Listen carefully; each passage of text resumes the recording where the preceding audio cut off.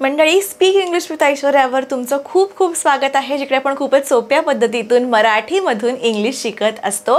दर ट्यूसडेला आणि फ्रायडेला सकाळी 10 वाजता माझे व्हिडिओ येत असतात.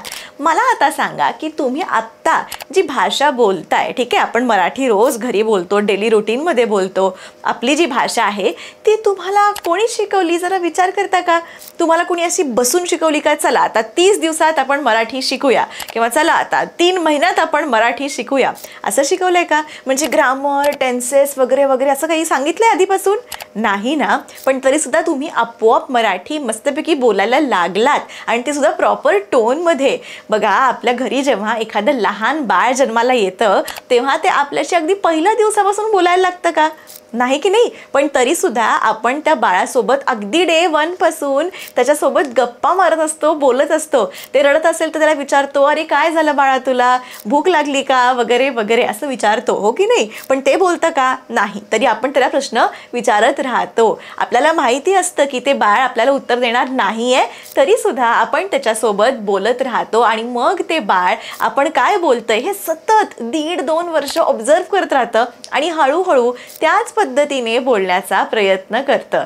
तसंच तुम्ही जर विदर्भामध्ये राहत असाल तर त्या पद्धतीचं मराठी तुम्ही बोलत असाल. काय प्रॉब्लेम काय आहे तुझा? सारखी सारखी बेल काम वाजून राहिला बे. जर तुम्ही कोकणातले असाल तर तुम्ही कोकणी मराठी बोलत असाल. मला ओळखलंच नाही हो. बरोबर, तुम्ही रेनकोट घालून आलो आहे ना. असं वेगळ्या वेगळ्या एरियाजमध्ये वेगळी वेगळी भाषा बोलली जाते. पण मंडळी, तुम्ही कधी असा विचार केलाय का की आपल्याला ही भाषा, ओके, हा भाषेचा टोन जो आहे तो कोणी शिकवला असेल? ज्याप्रमाणे मगाशी मी तुम्हाला सांगितलं की बाळ जन्माला आल्यापासून आपण त्याच्याशी बोलतो आणि मग ते सतत सतत ऐकून ती भाषा बोलतं, तसंच आपण देखील लहान असल्यापासून ज्या वातावरणामध्ये राहिलोय तिथल्या गोष्टी ऐकून आपण सुद्धा तसंच बोलतोय. आणि आता व्हिडिओच्या पुढे जायच्या आधी मला तुम्ही पटकन कमेंट करून सांगा की तुम्ही महाराष्ट्राच्या कोणत्या भागातून आहात, हे मला पटकन टाईप करून सांगा. विदर्भाचे आहात, कोणते आहात एक्झॅक्टली, कुठली सिटी आहे, काही पण असू दे, मला तुम्ही टाईप करून सांगा. मला जाणून घ्यायला आवडेल की तुम्ही कोणत्या भागातून आहात महाराष्ट्रामधून. जर तुम्ही महाराष्ट्राच्या बाहेर असाल ते सुद्धा तुम्ही कमेंट करून सांगू शकता, ठीक आहे. आता तुम्ही म्हणत असाल की मी हे सगळं का बोलतेय, तर मंडळी तुम्हाला तर माहितीच आहे की मराठीमधून इंग्लिश शिकवण्यासाठी मी नेहमी नवीन काहीतरी वेगळे व्हिडिओ बनवत असते, म्हणजे प्रयत्न तरी करत असते. त्याचप्रमाणे आज मी घेऊन आलेली आहे एक असा खास व्हिडिओ ज्यामध्ये मी तुम्हाला डेली यूज होणारे वाक्य सांगणार आहे. ही वाक्य अगदी सकाळी झोपेतून उठल्यापासून ते रात्री अगदी झोपेपर्यंत लागणारी आहेत. म्हणूनच ही वाक्य तुम्ही अगदी जशीच्या तशी पाठ केली तरी चालतील, पण नुसतं पाठांतर नको, तर अर्थ पण समजून घ्या, ठीक आहे. पण ही वाक्य पाठ केल्यामुळे तुम्हाला ग्रामर, टेन्सेस वगैरे असा काहीच प्रॉब्लेम येणार नाही, आणि ही वाक्य पाठ झाल्यामुळे तुम्ही फ्लुएंट देखील साऊंड कराल. चला तर मग सुरू करूयात आजच्या पहिल्या वाक्यापासून. तुम्हाला जर तुमचं डेली रुटीन कोणाला इंग्लिशमध्ये सांगायचं असेल, तुम्ही या सगळ्या वाक्यांचा वापर करू शकता अगदी सहजपणे. आता थोडंफार चेंजेस तुम्ही अकॉर्डिंगली वाक्यामध्ये करा. म्हणजे मी जर म्हणते मी 6 वाजता उठते आणि तुम्ही 10ला उठते आणि म्हणताय 6 वाजता उठते, तसं नका करू. तुमच्या अकॉर्डिंगली या वाक्यांमध्ये चेंजेस करायची आहेत, ठीक आहे. म्हणजे काय, जसं मगाशी म्हटलं, मी वाक्य सांगितलं की I get up at 6:30 and brush my teeth. त्या ठिकाणी जर तुम्ही 6 वाजता उठत असाल तर 6 सांगा, 7ला उठत असाल तर 7 सांगा. तुमच्यानुसार चेंज करायचं आहे, ठीक आहे. सुरुवात करूया आजच्या व्हिडिओला. आणि अजून एक, जर तुम्ही नवीन असाल किंवा जरी जुने असाल आणि सबस्क्राईब केलं नसेल तर प्लीज सबस्क्राईब करायला विसरू नका. बरेच जण फक्त बघतात, सबस्क्राईब करत नाहीत. अगदी मोफत आहे. तुम्ही सबस्क्राईब केले म्हणून मलाही पैसे मिळत नाहीत, पण मला मोटिवेशन मात्र नक्की मिळतं. त्यामुळे प्लीज सबस्क्राईब करायला विसरू नका, आणि व्हिडिओ आवडला असेल तर लाईक करायला विसरू नका, ठीक आहे. वळूयात आजच्या पहिल्या वाक्याकडे, जे आहे मी रोज सकाळी 6 वाजता उठते. मंडळी, हे खरं वाक्य आहे बरं का. मी खरंच रोज सकाळी 6 वाजता उठते. इंग्लिशमध्ये तुम्ही कसं म्हणणार आहात हे वाक्य? I wake up at 6 AM every day. I wake up at 6 AM every day. Which reminds me, मला अजून एक गोष्ट जाणून घ्यायला आवडेल की तुम्हाला खरंच इंग्लिश किती येतं हे मला आता तुमच्या कमेंट्समधून कळणार आहे. मला सांगा, AM कधी म्हणायचं आणि PM कधी म्हणायचं? जरासं कमेंट करून सांगा, बघू. मला वाटत नाही सगळ्यांना येत असेल, पण मला चेक करायचं आहे की तुम्हाला किती येतं. 6 AM कधी असतं, 6 PM कधी असतं, AM कधी संपतं, PM कधी सुरू होतं? जरा माहिती असेल तर पटकन कमेंट करून सांगा. पुढचं वाक्य बघूया. त्यानंतर आपण काय करतो? मी दात घासते. Okay, I brush my teeth. I brush my teeth. मग मी बाथरूममध्ये जाऊन अंघोळ करते. Then I go to the bathroom and take a shower. ठीक आहे, आता इकडे तुम्ही शार असं म्हणू शकता. जरी स्पेलिंग असेल SHOWER, शॉवर असं आपल्याला म्हणायची सवय. शॉवर केला का, आपण मराठीत म्हणतो ना, अरे शॉवर केलास का तू, तर इंग्लिशमध्ये बोलताना ट्राय करा, असं म्हणा, then I go to the bathroom and take a shower. Shower, ठीक आहे, शार, दॅट्स इट. असा उच्चार ट्राय करा, जास्ती फ्लुएंट साऊंड कराल. ठीक आहे. Next sentences. मग मी कपडे घालून मी किचनमध्ये जाते. I get dressed and head to the kitchen. I get dressed and head to the kitchen.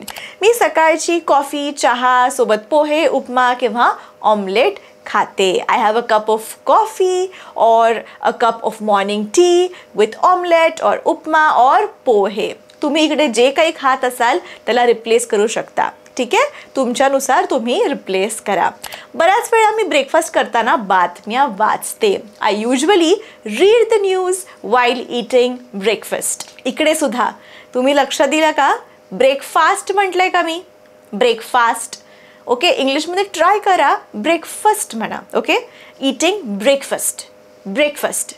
I usually read the news while eating breakfast. All right, toning आणि उच्चार तितकेच महत्त्वाचे आहेत. नेक्स्ट इज, कामाला जायच्या आधी मी माझे केस विंचरते. Before going to work I do my hair. I comb my hair पण म्हणू शकता, आय डू माय हेअर असं सुद्धा म्हणू शकता.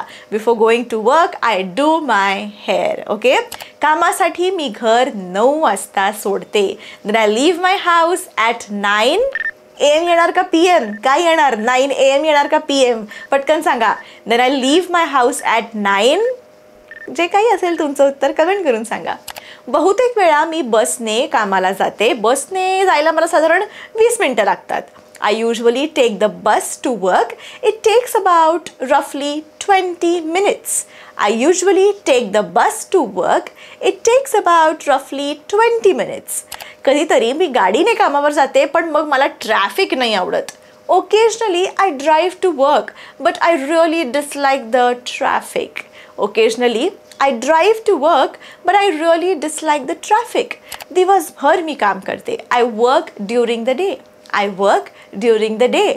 दुपारच्या जेवणाचं मी माझ्यासोबत कायम डबा घेऊन जाते. For lunch, I always carry my tiffin with me. For lunch, I always carry my tiffin with me.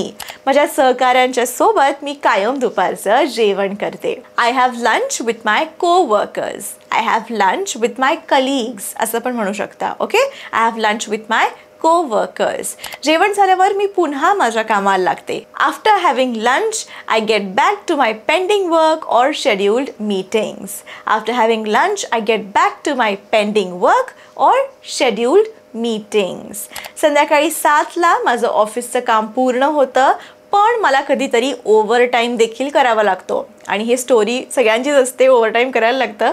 I usually finish work at 7 o'clock, but sometimes I have to work overtime. I usually finish work at 7 o'clock, but sometimes I have to work overtime. 8 वाजता मी पुन्हा कामावरून घरी पोहोचते. I arrive home at 8 o'clock. I arrive home at 8 o'clock. बऱ्याच वेळा मी रात्रीचं जेवण बनवताना मला गाणी ऐकायला आवडतात. I cook dinner.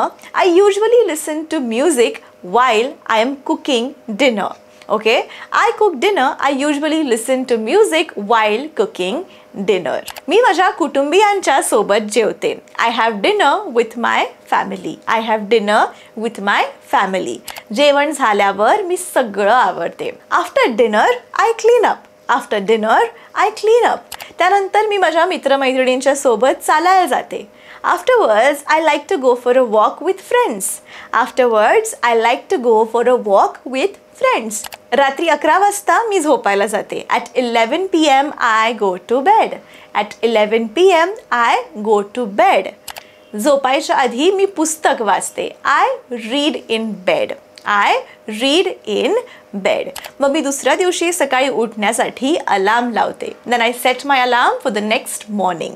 Then I set my alarm for the next morning. दिवे घालवून मी झोपी जाते. I turn off the lights and fall asleep. I turn off the lights and fall asleep. बघा तर मंडळी, सोपी आहेत की नाही वाक्य. आता ही वाक्य तुम्ही वापरून बिंदास तुमचं डेली रुटीन इंग्लिशमध्ये सांगू शकता. या डेली रुटीनमध्ये तुम्ही तुमच्यानुसार वेळा, तुमचं शेड्यूल बदल करू शकता. अजून तुम्हाला काही स्पेसिफिक डेली रुटीन हवं आहे का?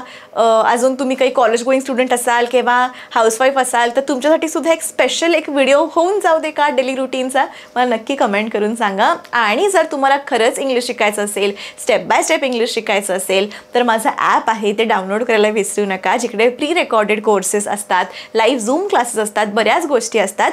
ॲप कसं डाउनलोड करायचं तर सगळ्या लिंक्स खाली डिस्क्रिप्शनमध्ये दिलेल्या आहे. स्पीक इंग्लिश विथ ऐश्वर्या असं ॲपचं नाव आहे, जे गुगल प्ले स्टोअरवर आहे आणि जे ॲप स्टोअरवर आहे त्याचं माय इन्स्टिट्यूट असं नाव आहे. लिंक्स डिस्क्रिप्शनमध्ये दिलेल्या आहेत. आणि हो, या महिन्यापासून, नवीन वर्षापासून ट्यूसडे आणि फ्रायडे अशा 2 वेळेला आपले व्हिडिओ येत आहेत सकाळी 10 वाजता. त्यामुळे न चुकता दोन्ही वेळेला हे व्हिडिओ जरूर बघा. भेटूया पुढच्या व्हिडिओमध्ये. तोपर्यंत keep practising English and take care.